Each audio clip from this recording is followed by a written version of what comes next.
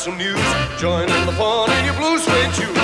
After a boating accident kills most of her family, Angela Baker is sent to live with her aunt, who seems to be rehearsing for pantomime.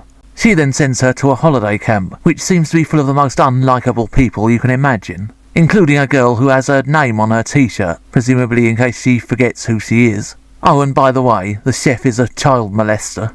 My name is Uncle Nobby. I hang around primary schools. Naturally, the chef gets his just desserts, so to speak, but the fact is that his colleagues know all about his dubious sexual preferences, and when he clearly announces his intentions in front of them, they just laugh. This is obviously the sort of camp you'd send your children if you want them to disown you in later life. Oh, and a girl who looks barely legal seems to be dating the owner, who looks about 3 times her age.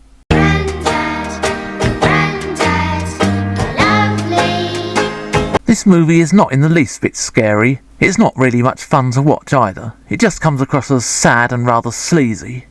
The murders are pretty feeble, and are never going to satisfy fans of things like Friday the 13th. In between the murders, the film just goes completely flat. We never get to know Angela as a character. She spends most of the film looking like a cornered rabbit, and barely utters a word to anybody, so we're never really made to feel for her. The big controversial ending just seems to have been thrown in to draw attention to what is otherwise a pretty substandard slasher movie. Not only does it end the film abruptly and rather unresolved, back then it made no sense whatsoever, whereas now it just seems to be a precursor to the belief that men and women are somehow interchangeable. This is one film that would have benefited from what is now common practice, basically the casting of an actress who looks kind of androgynous. Our final thoughts are supposed to be shock horror, Angela is actually Peter, her dead brother. Instead we're just left thinking, why has this girl got male sexual organs? Do the filmmakers know nothing about biology?